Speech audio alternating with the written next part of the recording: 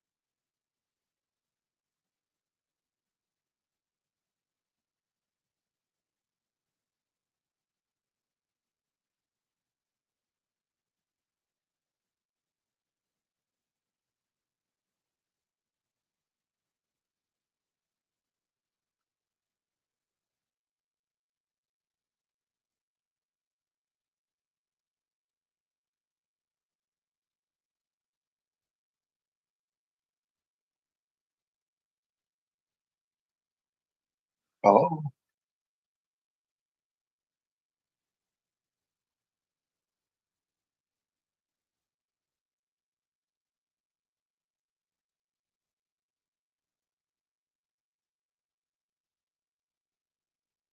so. You have to turn your mics on so Chris can hear you at home Oh God. when you talk. Hey, Chris. Sorry. Were you hearing me at all? Hi, Chris. Are you there? My mic was off, so I don't know if you were hearing any of that. Oh, and Ann is there now. So we don't use the owl for these meetings? Not if they have one on staff. Not of what? If I'm here, I'll do it this way. Oh. Hi, Ann. Hi, Chris. Okay, well, so just a quick recap because I don't know if my mic was on. Danny may or may not be showing up today. He said he was going to be able to make it and he was going to do a quick presentation on what they're doing with deconstruction and talking about how we might be able to have a process for recommendations when somebody demos or renovates their home, what to do with those materials and how to maybe perhaps feed it into his program. Just a preliminary discussion about how we can start to reuse materials. Yeah, Relative to that, at the last meeting, Mike said he would contact Meg to see if they might be open to some kind of recycling of that material, especially the frame. And he has a message into her, but he hasn't heard back from her. So he Okay. asked me to mention that. okay, great. What is, Meg who? Meg? Meg Barclay. Barclay, about the demolition on Chestnut Chestnut Street. Street. That she was the architect of the family that is going to demolish that. Oh, whole okay, I house. missed that one. Right. Speaking of the devil, hi, everyone, this is I Danny. was talking about you too on another meeting. Oh, And then I really? got here and they were like, Danny might be coming. I was like, poor Danny. It's, um, Should I sit here or where do you want? Sit wherever you'd like. Are you gonna show something off your computer or just gonna talk to us? If you're gonna Whatever you want to do. you can plug in right up here. Do you have HDMI out by any chance? Like what? Do you have HDMI connection out? Awesome. It also works wirelessly, but Oh. again, it's not going. Yeah, whatever works. So how does that work then if you're doing it like that? I don't know. And we want to share. So we were just talking about how Someone's sharing right now. there's a demo happening on Chestnut Street. I mentioned that to you on the phone. Yep. That's what- And we're just reaching out to the On purpose? architect contractor to talk about deconstruction there. Oh, And so great. it just seemed like good timing. Yeah. it was Yeah. Perfect timing. Like I can see how a Zoom participant would be doing it, but I don't actually know how to do Yeah, I it. don't know. How's your morning? Pretty, Harry? pretty crazy. But Okay, It's all well, good. thanks for Happy to making be time here. for us. Absolutely. Really appreciate it. So ladies and gentlemen, may I present to you the one, the only, Oh my gosh. Danny Mic Solomon. on, Danny. So I just told them that I was going to forward the article that you sent me about radical reuse at the hatchery, which I thought was a really cool article. Great. Give them some background. And, I might need to connect to internet. There's no password, so for a lot of this can't turn off. Okay.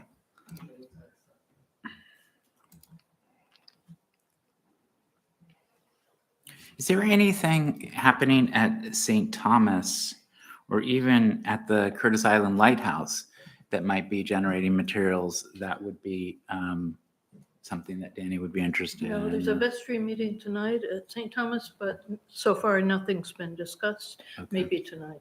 Okay. Almost there. Sorry, guys. No, it's good. Chris and Ann, are you able to see and hear everything? Everything good online? All right, good. I think so. Awesome. Can Okay. you hear me? Oh, yeah. Oh, okay. Yeah. Thumbs up. In fact, I'm wondering if you want to do some voiceover work for me later. May I tell Ann Yeah. about this? while Yeah. we're at Yeah. Paused. Or are you ready? No, go ahead. Okay. Oh, could I say something first? First of all, Chris, Yes. you did a magnificent job putting together the draft for the preservation ordinance that Yes. we discussed Yes. at the meeting Oh. before Christmas. Oh, great. And I meant, because of Christmas, I didn't do it. I meant to write Awesome. to you to say what a Oh. good job you did. Thank you very much. I've got printed versions that it's going to be radically different after putting in all the comments that we've been getting. But if anybody wants a print copy, I do have a print copy of the first draft. You Yeah, mean that'd you, be great. you mean you've I mean, changed it again? Well, we got so much input in our first Oh, meeting. good. And I know Allison's going to have a lot of thoughts as well. Do you But have, that's more- pretty preliminary, so do you have more than one? I do. I'll take one. Me too. I haven't sent you my Comments? comments. So what I was going to get to that, but essentially I want to fold in all the comments I've already gotten. And I'm going to repost it.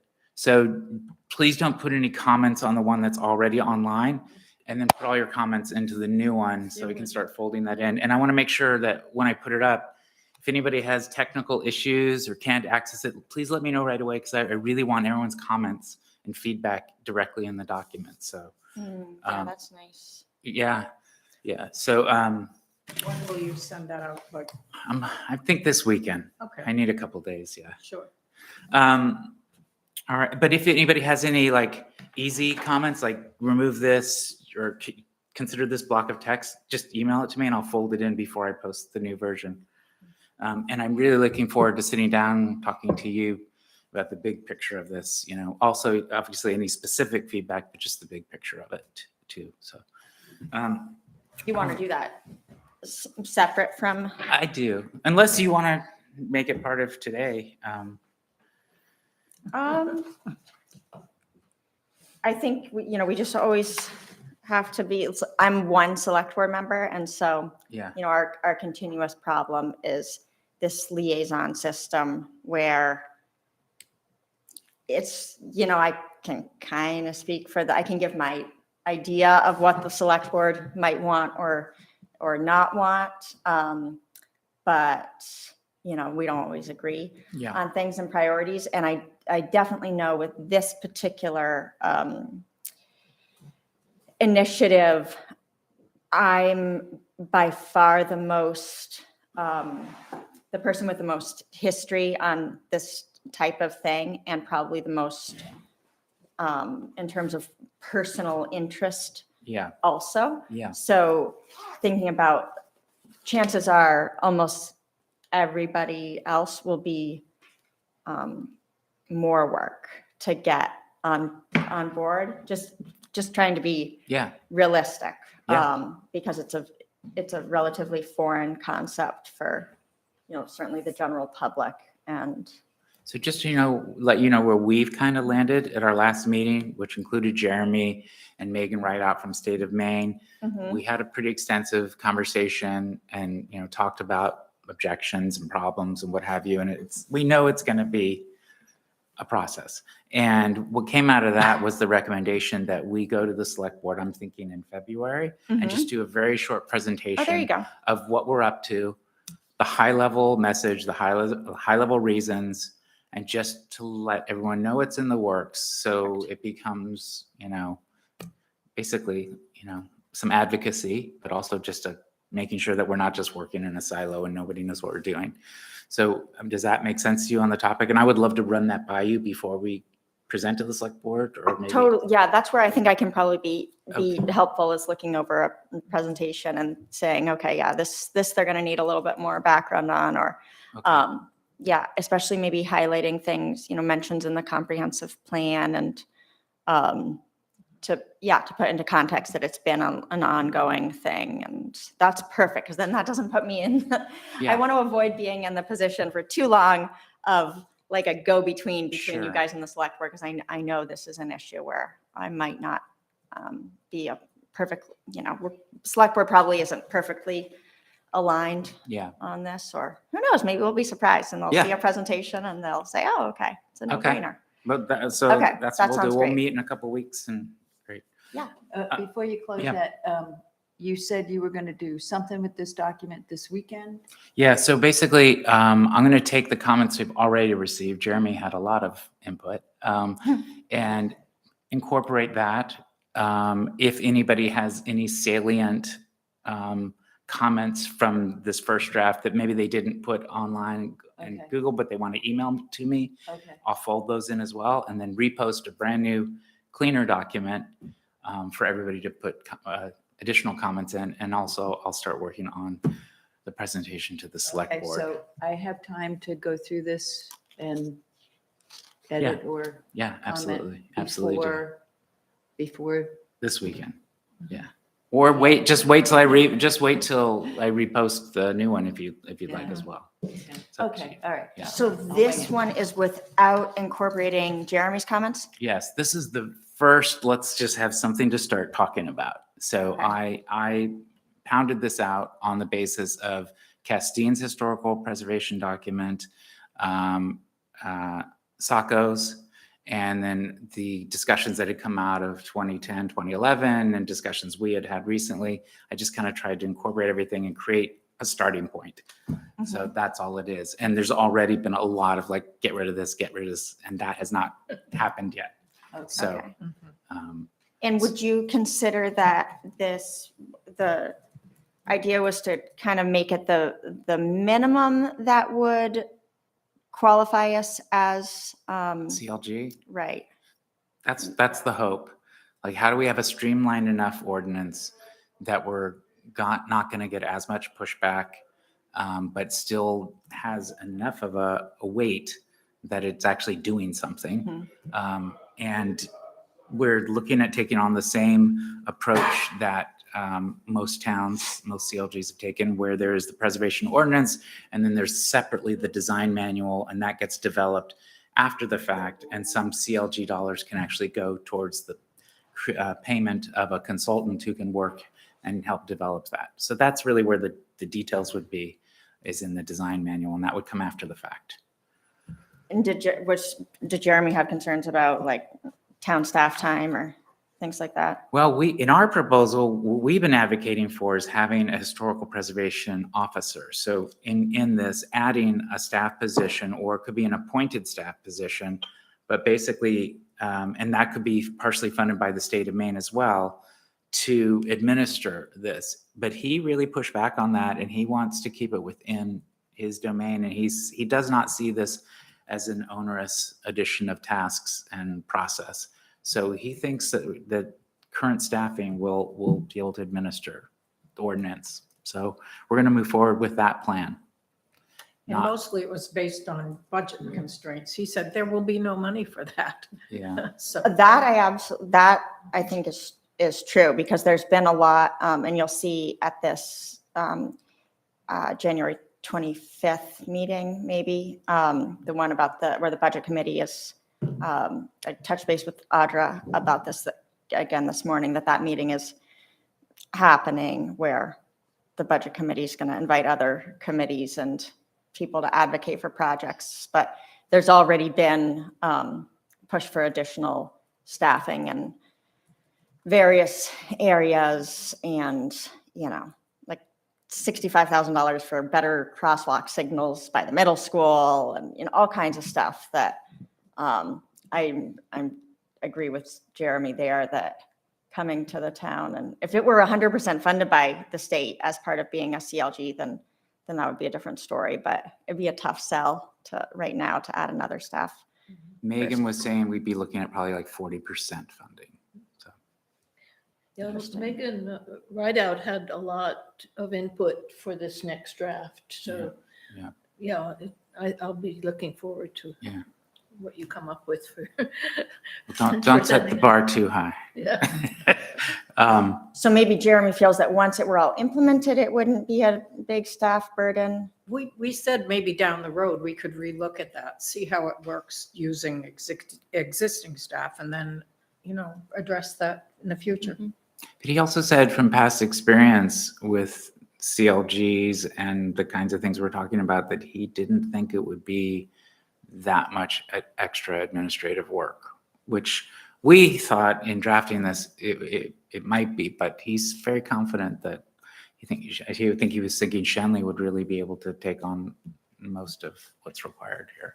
So That's so interesting to me, because I know they're pretty taxed over there with the short-term rental stuff is really, heating up. yeah, if you have a chance to watch some of the planning board meetings, it really would be it's a good thing for people to be more informed about, especially committee members, in terms of, character of the town. And there's definitely overlap there, but that they're putting a lot of work into that. And there's a lot of feedback from the lodging industry, but not as much from just the general public, as is, of course, always the case. But I know they're really busy over there. So he sounds like Jeremy's being very, very positive. And Yeah. Yeah. All right. Well, are you set up, Danny? Yeah, I think I just need to get this up on the screen. So, Are you ready? what you might want to do is like join the Zoom meeting. yeah, that's what I was Actually thinking. join the Zoom meeting as a participant, and then share your screen from there. And then you could just mute your computer.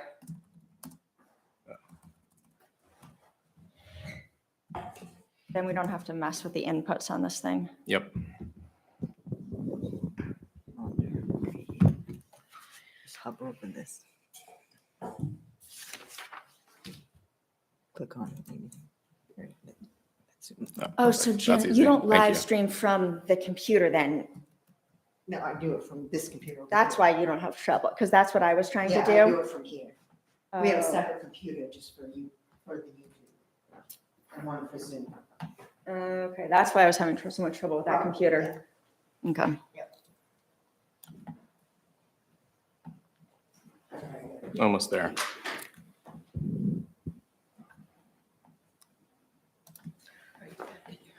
And then Back in your house. I'll need the ability to share. Okay. You should have that already. Okay. Almost done.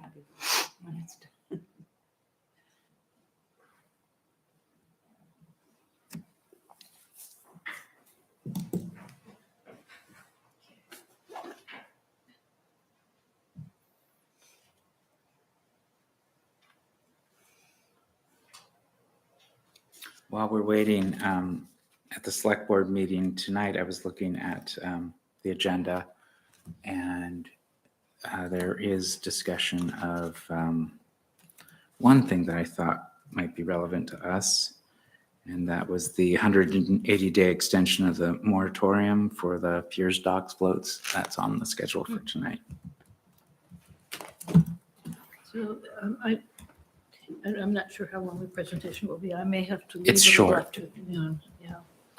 Okay. I'll get into it. So are we ready? Yeah. Okay. So yeah, I think it was pretty serendipitous that we ran into each other, and it's fairly appropriate at the dump the other day. So I was on my way up to the landfill, bringing lath that was sort of broken from a deconstruction project that we're actually doing in Camden currently. So I run the hatchery program at the school, which is sort of an emerging innovation program that has a pretty dynamic makerspace, which is where I spent most of my time the past 3 years kind of developing that program.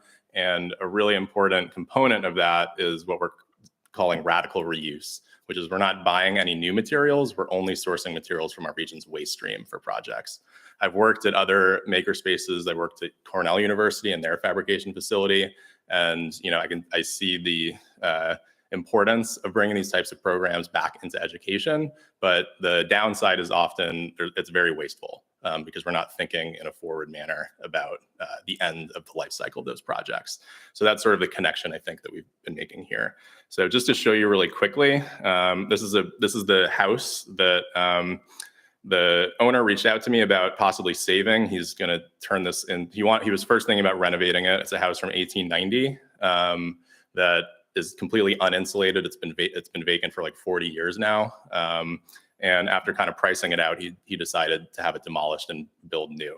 So he reached out to me, hearing about the program, and thought, oh, maybe you guys could save the floor. And I said, how about the whole house? So that is the goal, to save as much of this house as possible. So here are just some interior shots and an exterior shot from before we got going. I explained to them how we were going to do this. Fortunately, because the house is so old and hadn't been updated recently, there was no asbestos present. So it was kind of an ideal scenario for deconstruction. I've made connections with Mike Mullins. I don't know if you guys are familiar. So he's also doing deconstruction in the area. He will be working with us and with the students in a couple weekends to bring this house down using a crane and cutting it into sections. But here's me with another colleague, Jude Massour, who helped found Watershed, and a group of students who were going to help take this down. And we sort of talked about the whole process and a little bit about the history of the structure. And then we got to work. So we started by removing all the siding, which had lead paint on it. Through this process, we learned a little bit about the history of the house. We saw, old brands of the materials. So this is the tar paper from Morrison Company, which was like the largest employer in Bangor back in the day. Wow. There were even some stamps on the back of the siding. So we know the milling company, so all local again here, Brewer, Maine. We're going to do some research about the history of those things. So once we got all the siding down, this is what the house looks like now. It's got amazing wood that you can't really find anymore, like really tight grain lumber, which is super valuable. And then part two is getting inside and removing all the plaster. So we wore, our proper PPE. And I've also been in conversation with this woman, Sarah Badiali, in Portland, Oregon. She's relevant because she helped passed the first deconstruction ordinance in the world in the city of Portland, which mandates that certain buildings be deconstructed rather than demolished. So they've diverted like millions of pounds of materials like construction demolition debris from their landfills, and also created an incredible new market for these materials, and it's serving local carpenters and craftspeople and arts and so forth, and schools even. So talking with her, she gave me some advice on how we could deal with the plaster, which I thought was pretty clever. So the hardest part of this is it's so much weight that you're displacing. Like, how do you bag all of that and get it out of there? Since they're rebuilding in the same place and someone's gonna be doing the site work right after us, what we did is we punched these holes in the floor through between the joists and created like a chute all the way into the basement. And then we put, and this was Mike Mullen's idea, these totes in there. So we could just sweep it right into the basement. And then when we remove the bottom floor, since we're gonna have a crane on site, they can just pick that up and get it out of there. So we're trying to also show like the innovation that goes into these processes. Demolition is, a fairly simple process. You're just using a hose to like minimize the dust that gets into the air and just crushing the building as small as you can and getting into a dumpster. There's a lot of like really cool, innovative ways that people have figured out how to do this, efficiently, which is obviously important. Just flipping through real quick. So it's also been a really cool like community building activity. A lot of people have been volunteering their time, friends, teachers, parents, kids. And so right now we have all of the lath down, and the next move is going to be bringing this crane on site with Mike Mullins and some of his laborers to help cut the building into sections so we can bring it down safely to the ground to fully deconstruct and then repurpose as much material as possible.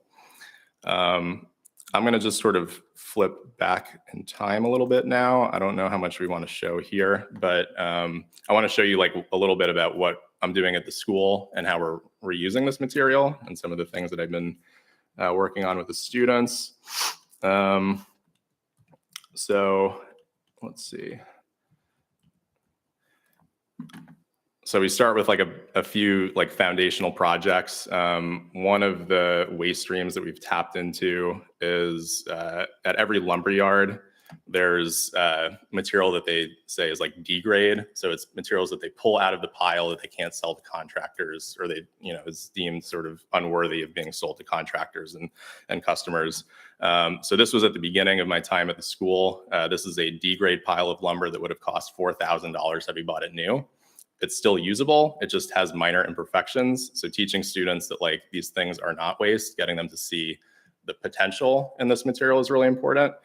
And so using that degrade lumber pile, teaching the students how to use basic tools, tape measures, speed squares, drills, impact drivers, chop saws, circular saws, being able to just sort of set up ad hoc outside. And there's a whole series of foundational sort of furniture projects that I teach the students, which I'll show you momentarily. So we have sliced benches, interlocking ponies, like little sawhorses, Aldo Leopold benches, stacked seats, and fractals. And so in these projects, there's this idea of transforming waste to resources, other sort of important conceptual ideas. And out of that, we're able to create an outdoor learning space and sort of reclaim public space for educational purposes. So this is the foundational projects that we do. After students get used to using tools, we can get a little bit more ambitious and creative with how we repurpose these materials. Another important part of the program is like giving back to community. So we're trying to do things, like here using pallet wood, the stringers and decking boards from pallets to show that they're a really viable material for different purposes. We have an internal food pantry at the school. So rather than buying new shelving, we made it ourselves. You can see how beautiful the lumber is once we clean it up and plane it. Again, just from pallets, using that same degrade lumber pile to create a garden for the Zenith program, the alt ed program over by the bus barn. Using some of that wood to build a float for Habitat for Humanity, which I work with really closely, Tia Anderson.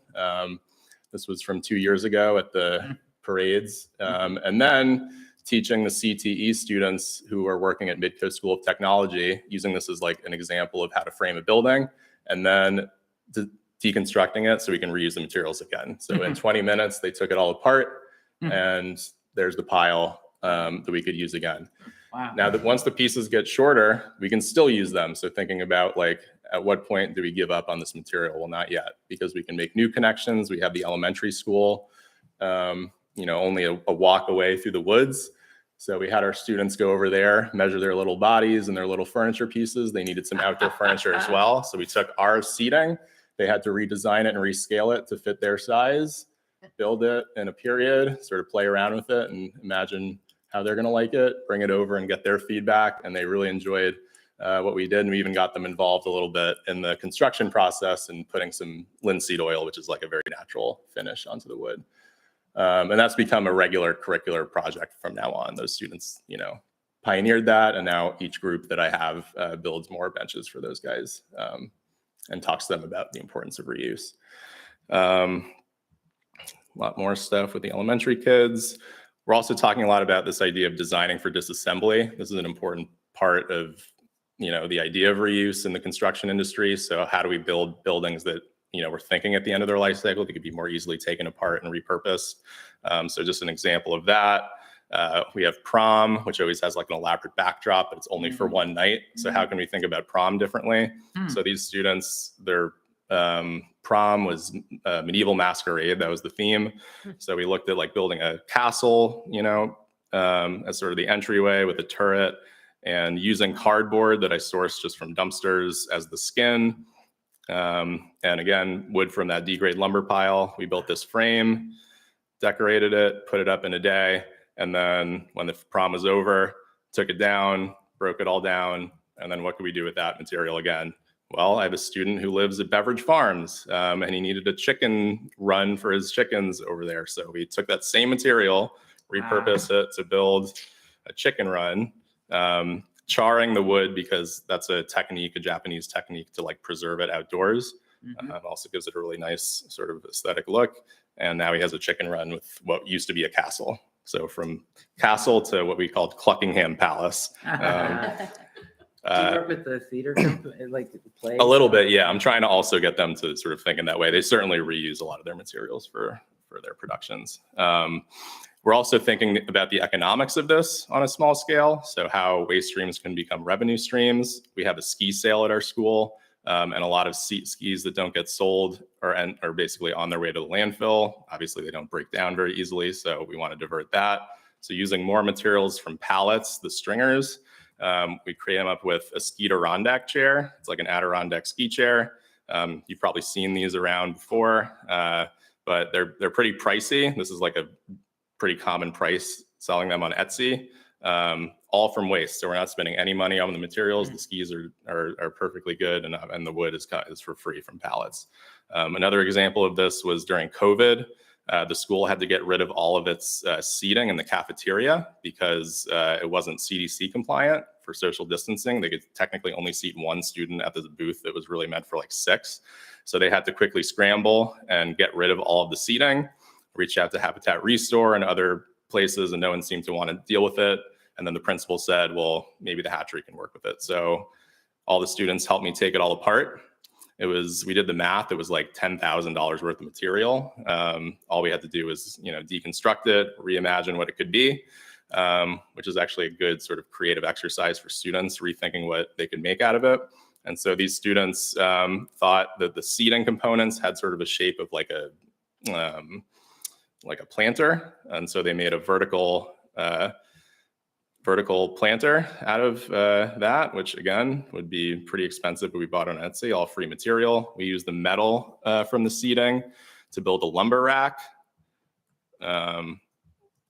which would have cost thousands of dollars had we bought it new. And then this student here, Ian Larson Levins, is really passionate about mountain biking. So he looked at this sort of oddly shaped wooden piece and saw a bike rack in it. And so he worked with some students on prototyping a bike rack that we ended up selling outside of CMCA in Rockland to raise money. And now they're doing a bike shop in the school, repurposing old bike frames. And we're right now working with an entrepreneur in Rockland who knows a lot about electrifying bikes. So they're taking these old bike frames and turning them into e-bikes to sell. And get people bikes. So I showed you the deconstruction project we're doing currently in Camden. I'll just show you this last one, last few here. This was the first one that we did. A woman who's an art teacher who was at a presentation that I did had to get her deck taken apart. She was doing some site work on her property. So in one morning over the weekend, I brought a few students over. We took all the deck boards apart, and we were able to repurpose that to build this woman here, Sandy, who lives in Rockland, who had reached out to Habitat about building a deck and a wheelchair accessible ramp. We reused all of those materials to build her a new deck over the course of a few weekends. And honestly, you can't tell that it's repurposed material. It all looks brand new. I mean, you can see in these images. Really good skill building for students learning how to do this as well. And then we broke down the material costs. So had we built this new, it would have been roughly over $3,000. But since we used all these different salvage material sources, we only had to pay about $500 in material costs to build this. And I also calculated how many volunteer hours. If I paid everyone $20 per hour, it still would have been less money to do it this way than had we bought all the materials new. So trying to make a case for like the economic upside of deconstruction. I think a lot of people understand, it's pretty, obvious that there's environmental upsides to doing it, but the economic side is where people get caught up. And cities like Portland and others who are starting to create policy around this are collecting data showing that, no, there is an economic upside as well. So that's what we're trying to demonstrate on a small scale here. I'll stop there. Yeah, no, that's great. Okay. Thank you so much. Yeah, of course. So interesting. Yeah, thank you, Thank Danny. you. Yeah, of course. What you're doing is amazing. Thank you so much. I have so many questions, but I don't want to take up too much time, and I'm sure other people have questions too. But I'm wondering about how you store all the materials you have, and Yep. is that an issue?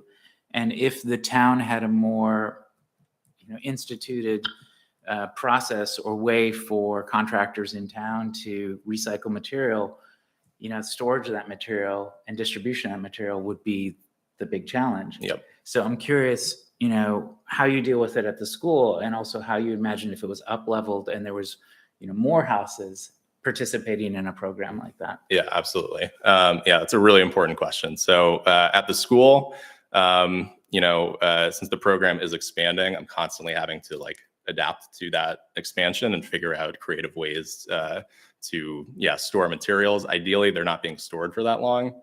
So we're even thinking ahead to what this house is going to be in advance of its deconstruction, so that we don't have to deal with materials just sort of sitting there for too long.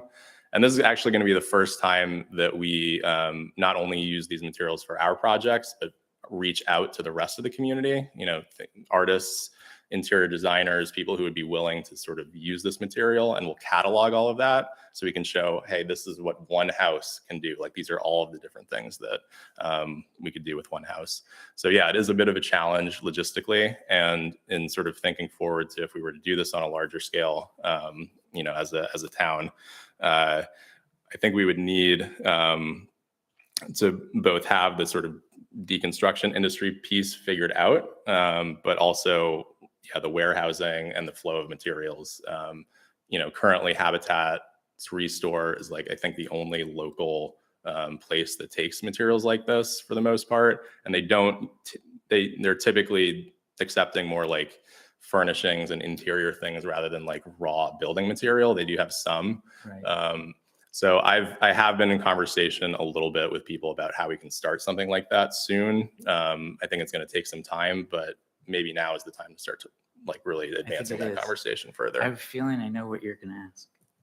I just want to, first of all, oh my gosh, how awesome. I've heard many presentations from Danny, or several, but every time there's something that was just a pie in the sky thing before, getting to the point of actually doing a house. Yeah. And you're doing it way sooner than I thought would happen. That's so cool. Thanks. So yeah, I mean, but I just got so excited. I forgot what I was actually going to say with the, this for me is what motivates me about the historic preservation stuff. There are people that come at it, I think, more from the side of preserving the character of how things look, and then to me, what's always really been exciting is like the not being wasteful part of it. Mm. And so in terms, I love your question about how do we upscale this and make it not just a side demonstration project. We've talked about this for years at the transfer station too, of, eventually our landfill will close. And we finally have a group of people at the transfer station that's more open to being leaders and trying to do new things. And Danny's worked some over there, but trying to find a way to look at the long-term redesign of that transfer station so that we could institutionalize separating out those types of materials once they get there, and then also being able to be a place that you could drop stuff off, because what people have to do now is like call around to 50 million places and Yeah. find out if the restore is taking bureaus that week or so I love that you got Danny to come here for the preservation, like with the preservation ordinance stuff too. I think that's a way I of think making it more exciting to a larger group of people too, that some of the people that are like, yeah, I don't really care what anybody's clapboards look like.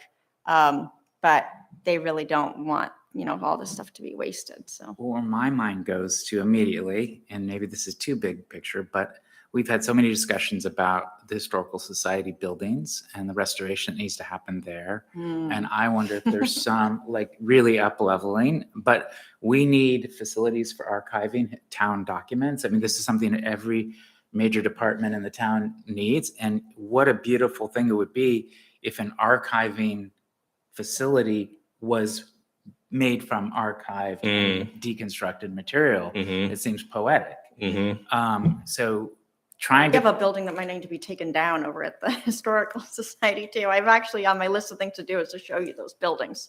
so that's the synergy I was Yeah. thinking about. Is there some way to get students and what you're doing at the hatchery to up level and restore a facility that then becomes archiving for, the Historical Society, but also for documents and what Mhm. have you? Mm-hmm. That's kind of where my head's going. Yeah, that would be Um, beautiful. So Great. anyway, Yeah. that's just my preliminary thinking.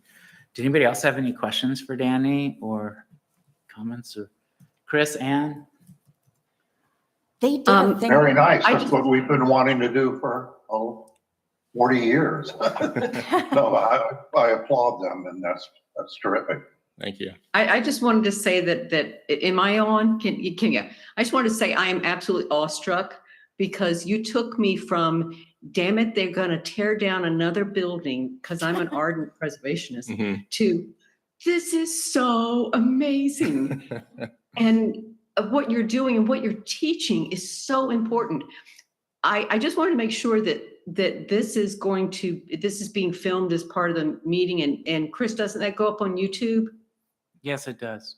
Okay, because I have a number, we have people stay with us who take classes at the Center for Furniture Craftsmanship, and I have a number of teachers who have stayed with us that are trying to bring in more of a social action aspect of woodworking. One of them teaches 4-year-olds to 8th grade. Mm. And she has to see this video because it's just fantastic what you're doing. And I wanted you to know that you can take somebody like me who thinks this is terrible what he's doing to this is incredible in like nanoseconds practically when you got going with what you were doing. So Thank you. absolutely fantastic. That's great. And yeah, I've started to make connections to the Center for Furniture Craftsmanship too. So the conversations started over there for sure. I have a question. So if, this is a specific question, so I'm still thinking about that little house on Chestnut Street that's probably be demolished next spring or next What? summer. So if you were to take on a project like that, even if it were to dismantle it for a customer who wanted to buy the frame, Mhm. who pays the insurance? Do you have insurance yourself? Would the town need to purchase insurance, or the owner of the house who's taking it down? That was just kind of in my mind. Yeah, I mean, so we've navigated that sort of on the fly for this first version. I'm going to just keep how we did that private for now, but I think that's something that we should think about, proactively for future projects. But again, since we're working with some professionals, that's kind of how we were able to work. Yeah. And, I do projects with Habitat, like I said. So they have sort of their whole volunteer, waivers that they have students sign. So the way that I've done this has basically been, using professionals to help with the part that's a little bit more risky, and using their insurance. And then also, the sort of way that we work with Habitat and like the school insurance, and just only having them do things that I know are like very safe and don't So it can require. be worked out individual basis. Yeah, but this is something that I definitely want to have a deeper conversation about in the future. Yeah. And then another question, I just wondered, you never used the word salvage. Was Did that- I not? No, Oh. you didn't. And I thought that's cool, because maybe that has a negative connotation. But Oh, no, that was total coincidence. Yeah, I didn't mean to not use that term. I was curious about a timing issue. So, an owner who's bought a house that they want to demolish basically and Yeah. rebuild, they've got a timing, they've got Mhm. a schedule. How do you work with them? Because your deconstruction, I imagine, is a lot slower than just bulldozing the whole thing. Right. So how do they build that into their, development plan? Or do they give you a month? How long does it take to deconstruct a home like that? Yeah. So, I mean, in terms of days, it's not actually that many. I mean, it's for a house, it's certainly faster to just crush it with a machine and put it in a dumpster, no question. But it's not that much slower if you have the right methodology figured out. So that's why we're doing this crane exercise, is because we can get it off site quickly and then continue to deconstruct it off site and not slow up the construction or the demolition process and reconstruction process. Because we're only able to do this on weekends, it ends up getting much more spread out. Sure. But if we had enough, help, and if we organized it properly, like, again, we're just doing this on the fly, it wouldn't really take that much more time. And there are some really innovative deconstruction projects besides doing houses that are actually time savers. I didn't show this in the presentation, but our school had to remake its entire gym floor because of a fire that went off in the last summer, that set off the sprinkler system, and all this water damage after that. Water got trapped under the floor, so it started to buckle, excuse me. And I've salvaged in a previous job that I had in Buffalo, doing work like this, 6 gym floors from 6 different public schools. So I had done this exact thing. And the person who I worked with actually figured out a way to get the entire gym floor from the time we stepped in the building to the time we had it loaded on a semi truck in a day and a half. And it took a demo crew 7 days to do it. So it was actually way faster. And that's like a unique scenario, but because you have to be innovative in the deconstruction practices. If you're able to teach that and like build a program around that, it's pretty phenomenal what you're able to do. Whereas, demolition is really just kind of basic. It's like, how can we get this out and put it in a dumpster? And so at our school, it ended up taking more than a week. The folks who were hired to do it had never done a gym floor before. And they were even like using a chainsaw at one point, which was like really kind of dangerous, and just picking the pieces up and, walking them out the door. So, anyway.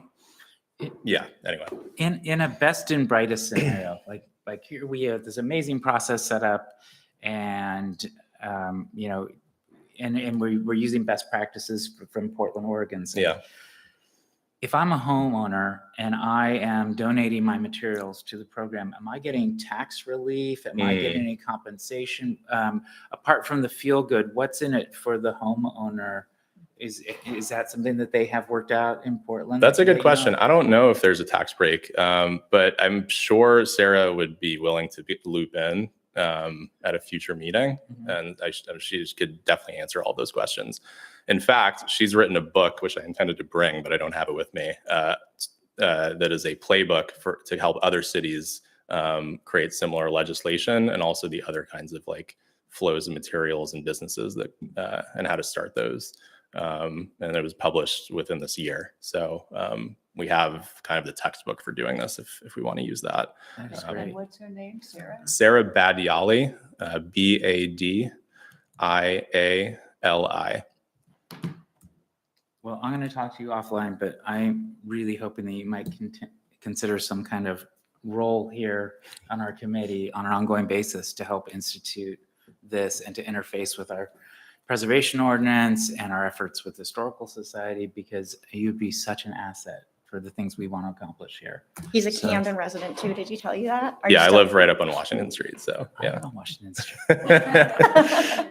All right. Um, Well, yeah. Yeah, I was going to say they did a whole conference, or do you call it a conference, where Sarah came? Oh, yeah. She Mhm. spoke, and I attended that.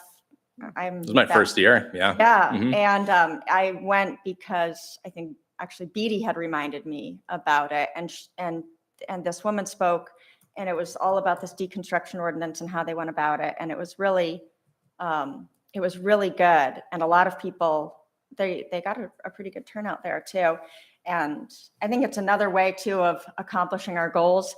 Sometimes if we approach it from that side, sort of flip the economics a little bit and make the pathway to just thoughtless demolition a little bit more difficult.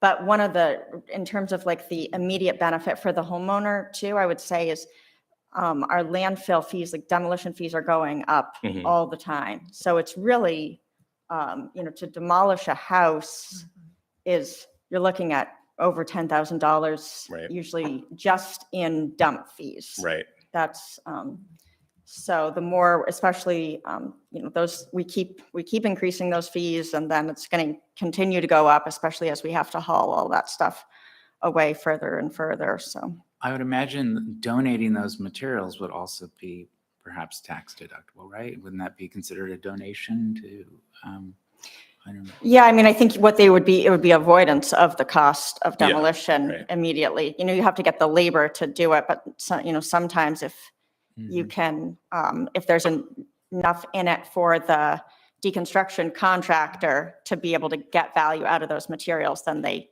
don't need to charge as much for the, for the demolition, so to speak.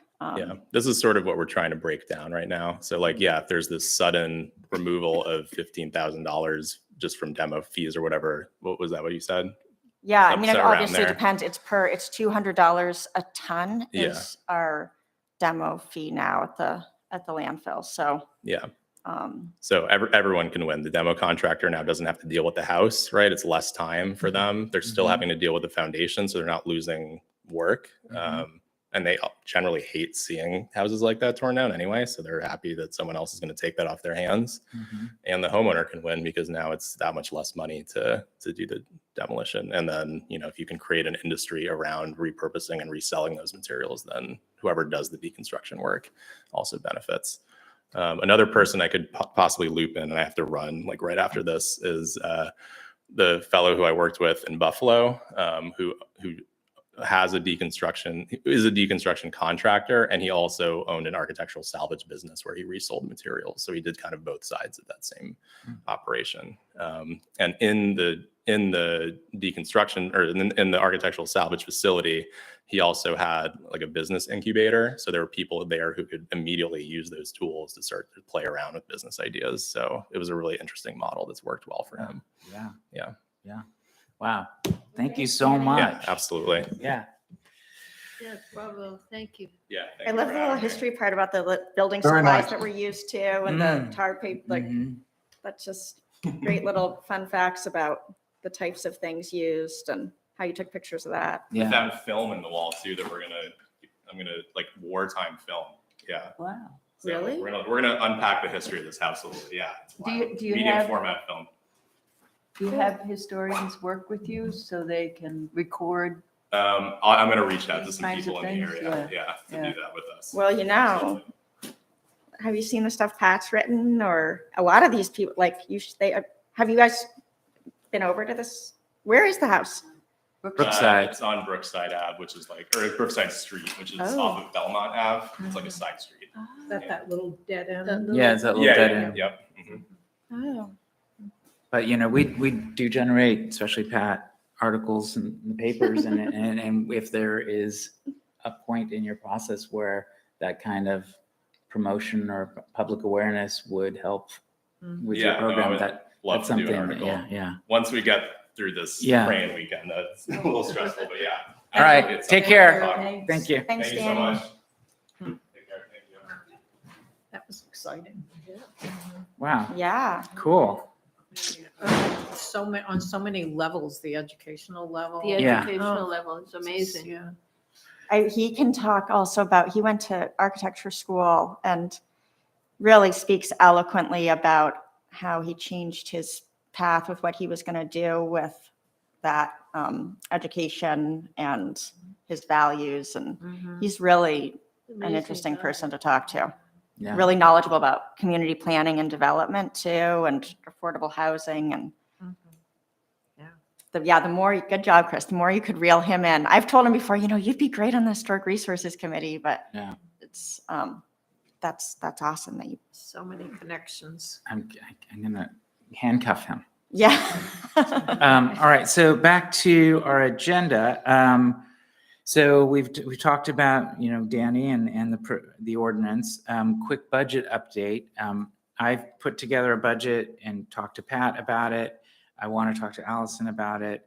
I need to check with Jody about where exactly we sit. I mean, last we heard we have, money in our account at the moment, but what that amount is may have changed. So anyway, just want to confirm that before I submit that. And I do plan to go to the meeting on the 25th. So we will submit our budget. Yeah. One thing about that, I can't remember what you had for consultant Yeah. now that you're talking about it. And I Yeah. think we need to really think ahead about Jacob's Ab. And if we go ahead with that, Mhm. I think it's going to be more expensive than we think. 'Cause I do think we need to, I don't know. So, well, expand on that. What kind of consulting fees do you see us taking on with Jacobs? Well, I don't know. I mean, now that I've said that, it's like, well, what do we really need for consulting fees? We have Ann and then we have Michael Goebel Bain, but Mhm. there may be somewhere in between there we need to, I don't know. Well, one of the main things I'm seeing is if, as we move forward with the preservation ordinance, we're going to need consultants on the design manual. We're also going to need consultants, as Jeremy kept emphasizing, for each, case that comes before us, we're going to need to hire consultants on a project basis. Mhm. I would imagine there'd be fees around Jacobs Avenue too. I just don't know exactly what those would be. Well, actually, maybe not ask Ann because maybe I'm raising my, Mm, more oh, for the. yeah. when I talked to the people down in Bath, when I went to that meeting, Mhm. I was so excited because all he did was compile the information and then gave it to Michael Goebel Baines Mhm. to write it up. And so I in my email correspondence with the person who had spearheaded everything in Bath, I said, "That's wonderful. You said he gave you just a questionnaire and you just filled it out, and then he wrote the application. And can you send me the questionnaire?" And he came back and he said, "Well, you'll have to talk to him because there's something about if you're a group, he doesn't do it." But it became this kind of discussion about if you're a committee but not a commission, he might write the application for you if you're a committee, but if you're a commission, he wouldn't. Oh.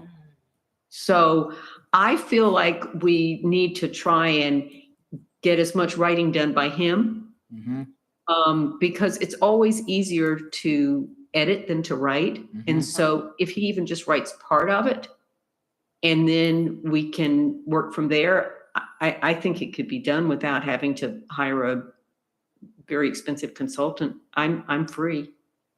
Okay.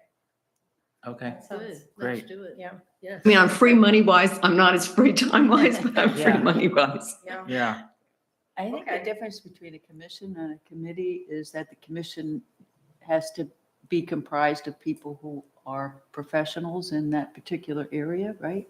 Like architects and, Not necessarily. no? No. It would be nice, but ideally. I believe there's don't an think annual that- training component. But Well, I that think you have helps. to have a couple Yeah. people on your commission, maybe. I mean, it's like any other commission of the town. It's you know, we have Conservation Commission, Charter Commission, and Are they Ultim- experts in those areas? though? no, nobody's, I mean, you know, and I mean, it's like the select board. It's like, are we experts in town planning? Usually not at all. So it's usually they really need that's why the staffing burden becomes something, is because you need the staffing, the professional staffing and consultants to advise the non-expert volunteers. I mean, it's great when we can have enough people who are experts in some ways, but that normally doesn't happen. Okay. Well, I was thinking that because of the requirements for the, what is it, CLG? That we have to create a commission, and that commission needs to be made up of people who have some knowledge and experience. It's recommended, it's not required. Oh, I was going to, And It's hard we, to just establish criteria to enforce that. I mean, we, like with the planning board, we look for people that we think will have the skills needed.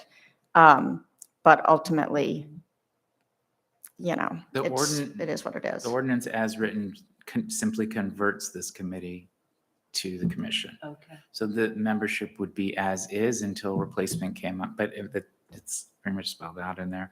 But also,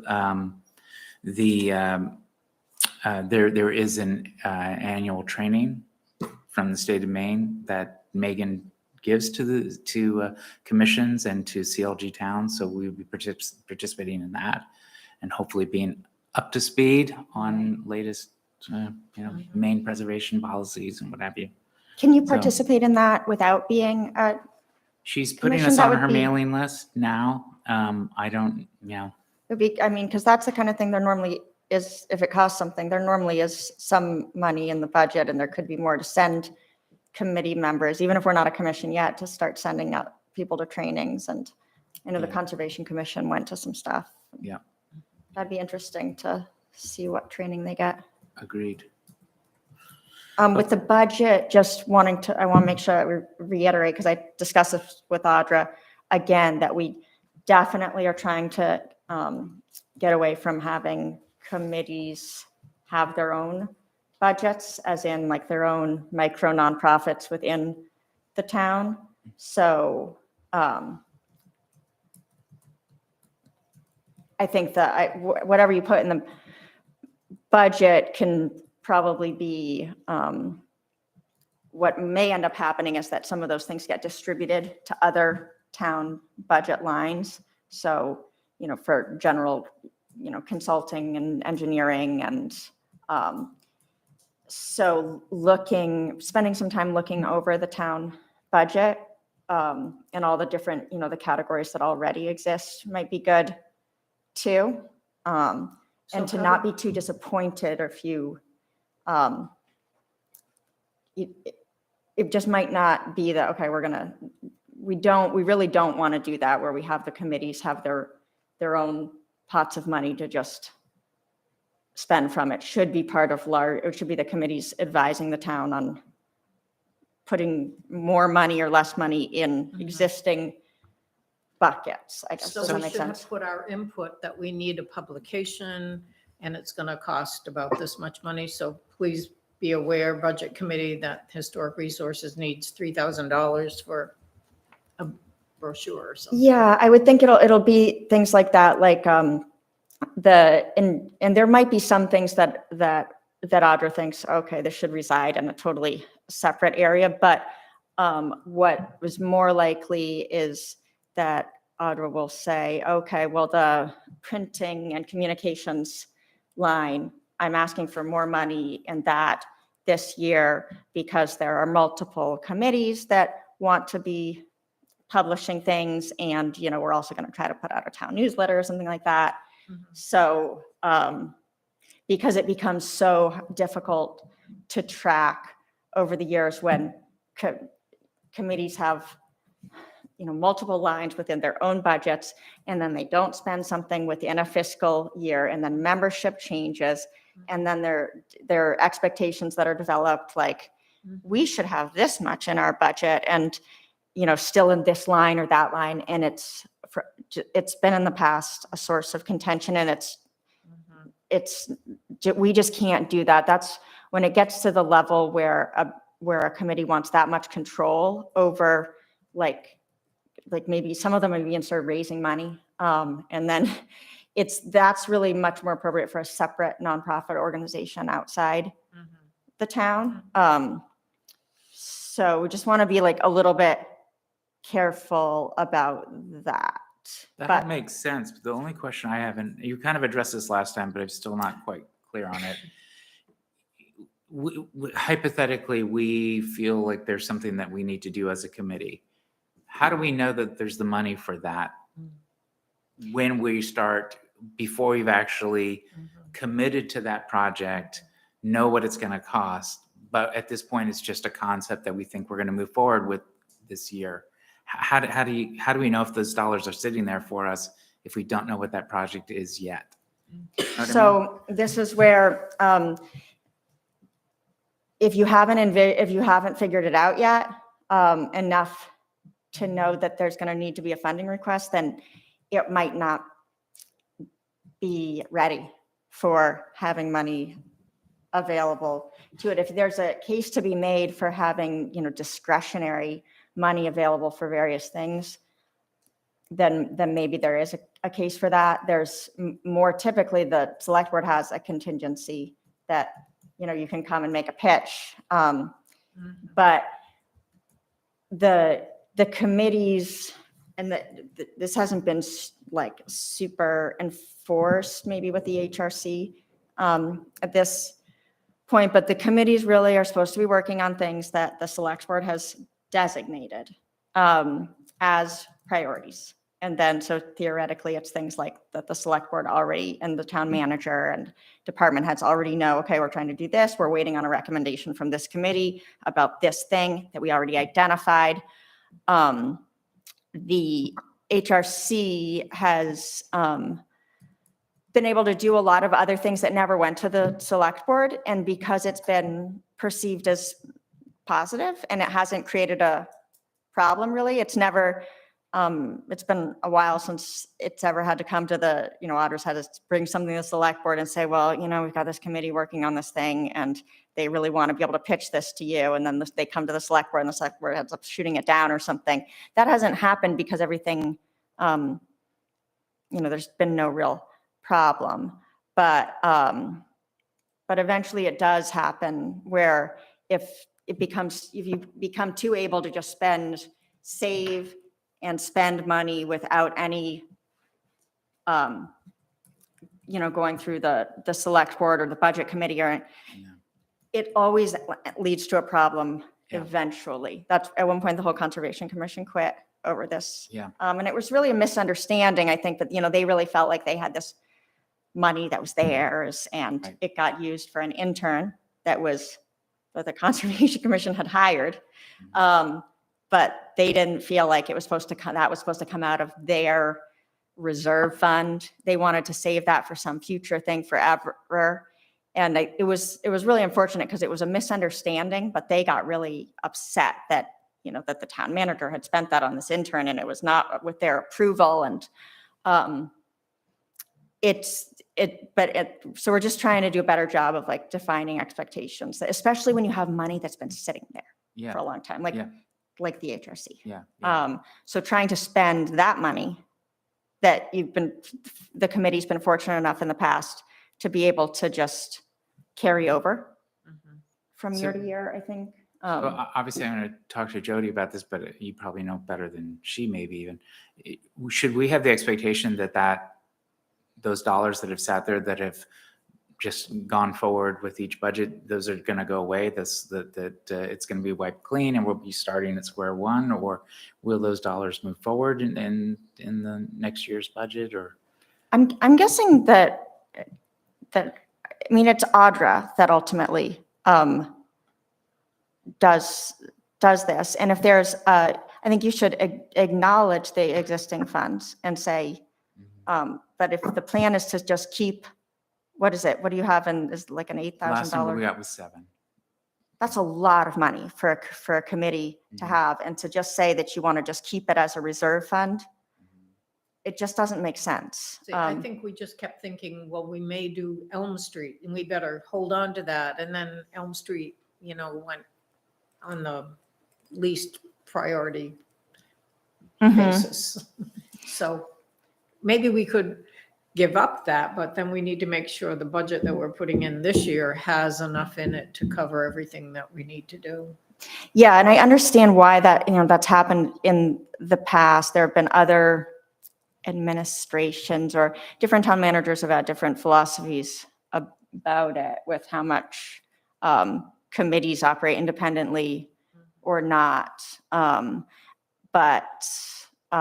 sometimes it's been like, well, committees have just been told, well, sorry, there's no money for this, as the way of avoiding the political conversation of having to go through with the select board. So it's been like a weapon almost to be like, well, you don't have this money. And then so committees have responded by making sure that they work really hard every year to have some money that they can use when things like this come up. I don't think that you're going to encounter that type of, like when you go to want to print the Chestnut Street walking brochure, for instance.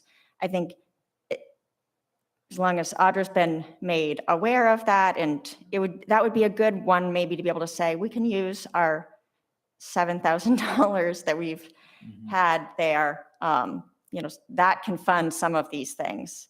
And that And has that been there'll our be plan. support for Yeah. doing, some things are going to come to the select board and some things won't, but that you don't have to be worried too much. I think the budget committee should just know, these are all the things that we've been working on. These are the things that we think we need money for in the future. And then you could say, and I think it's really important that the town has sufficient money in the general budget for, so that when unexpected things come up, like the opportunities for training for committee members or the need to hire consultants for something or other, we think it's really important that all the committees do have access to some professional consulting. And these are some of the specific things that our committee might need, to have some of that money for, and we can do better quality work when we have the opportunity to hire professionals sometimes to advise us. So, please make sure that line item is robust enough to support those types of things that come up. Because it's not, it's not just you guys either. It's, Yeah, sure. so I think you can present it however, but then, just include enough explanation that if Audra says, okay, she's gotten all this different stuff from different committees, she can say, all right, I'm just upping the communications line or the whatever. Right. Okay. All right, great. Thank you. You've kind of given an intermittent select board liaison report throughout, but do you have anything else you want to kind of report or tell us now as part of the agenda? Or- No, I mean, I think what you pointed out, that the moratorium is on the agenda for tonight. I did get a communication from, or saw that there's an attorney that's going to come tonight. All this is extending the moratorium, which, Jeremy's recommendation is that we do that so that they can continue to work on the criteria. But, it's good it would probably be good to let the select board or somebody know if you want the discussion to continue and that you would support extending the moratorium so that, those conversations can continue. Anytime Pierce Atwood shows up with an attorney, you never know what they can convince the select board to do on the fly. Okay, great, thank you. Kind of tangential to that, Will did do some looking into the natural landmark for the Camden Outer and Penobscot Bay shoreline, and he said he's going to come to February and just kind of tell us what he learned. So he'll be at our next meeting. So moving through old business, I think we can kind of go through this fairly rapidly. The walking tour, Ron and I still are going to rendezvous. Rhonda, I'm available tomorrow. I want to get the redraft of the ordinance done first. Okay. So I think that'll be my next All right, priority Chris, is then to get that. We'll have to do it next week remotely, because I'll be. How long are you going to be in Boston land? Do you, Oh, you don't know yet. yeah. Well, I mean, I'm there and when I can't be here. Yeah, yeah. Yeah. So how many more days are you here before you leave? I'm leaving on Friday. Leaving on Friday. Okay. Well, Let's try and make time. We'll try and make time to But- just have it. But I would like to bring up a couple points while we're all Yeah. together. Mhm. We were very close to printing. Yeah. And then the suggestion was made that we need a better cover and we need something attractive and so on. Mhm. And I know you, Chris, are very interested in having a digital form, which I think is a good idea, because I think we're going to spend money on printing. Mhm. And I'm afraid that, well, let's hope this doesn't happen, but here we have another house on Chestnut that's going to be taken down. That's on my tour. Yeah, exactly.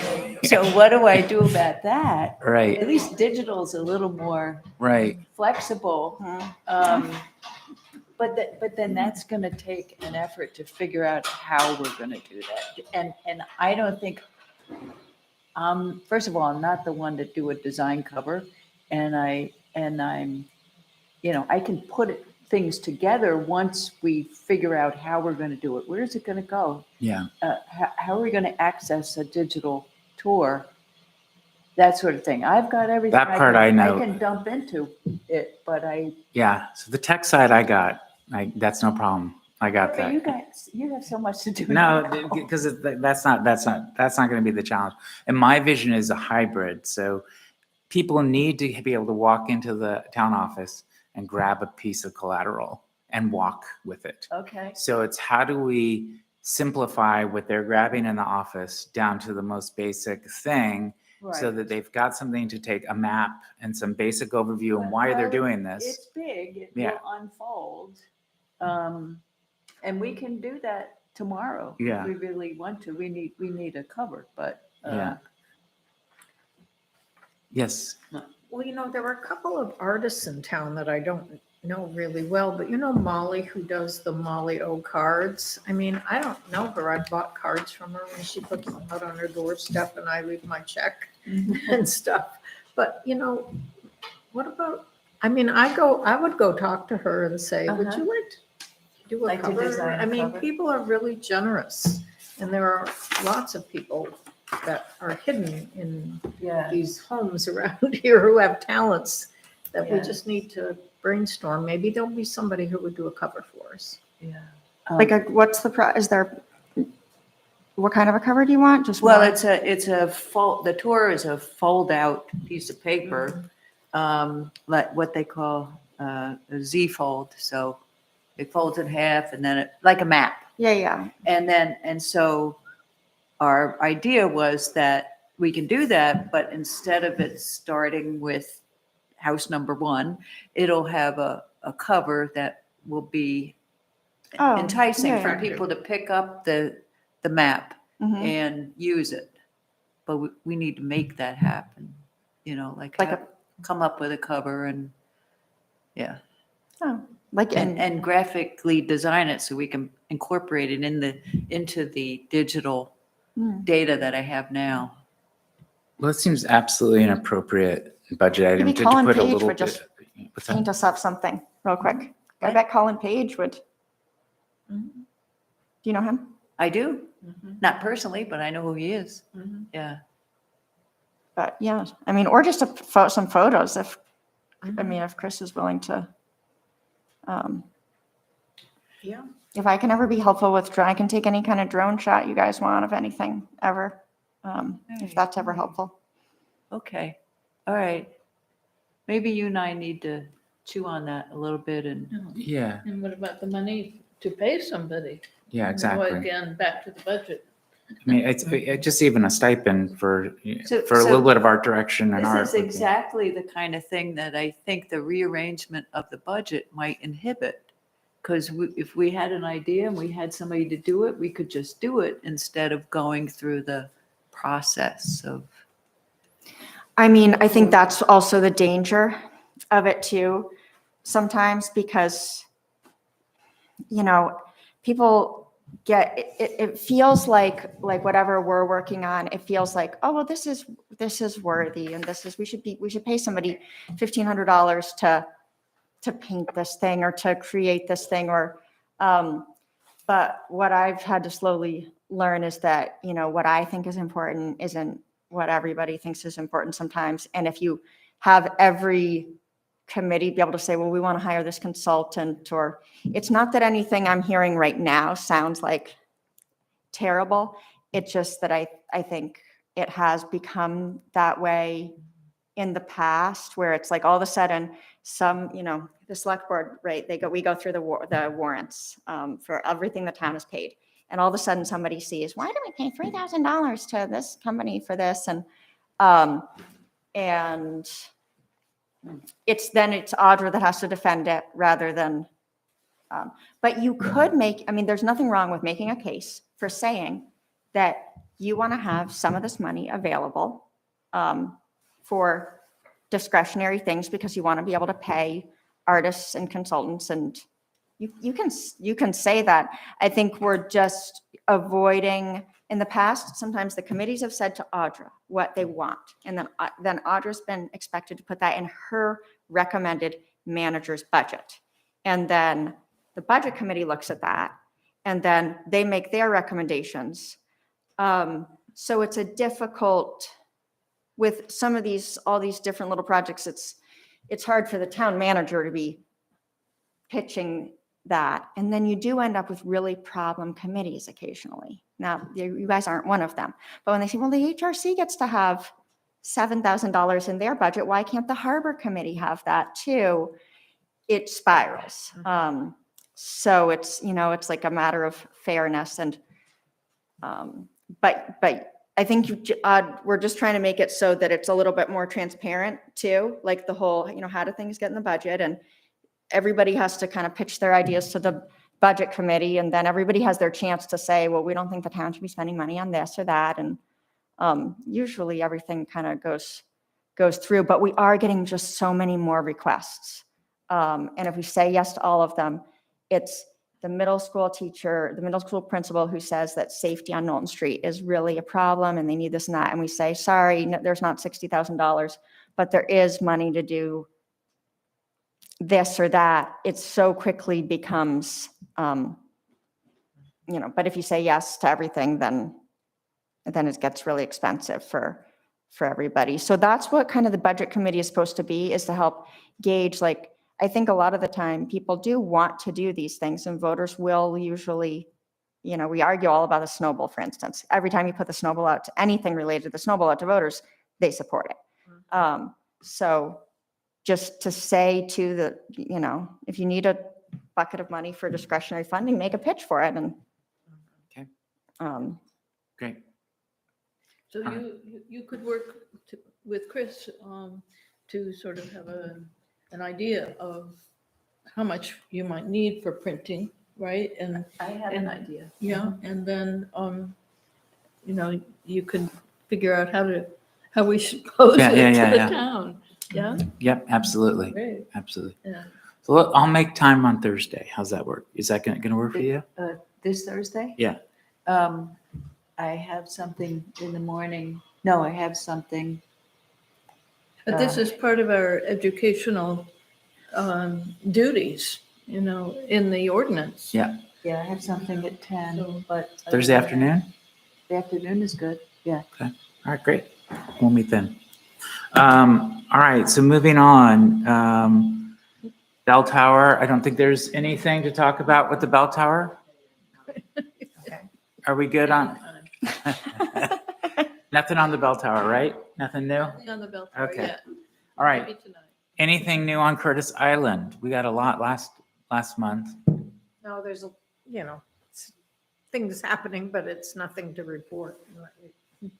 Okay, and we got a little bit on Jacobs Avenue. Is there more you want to talk about that, or?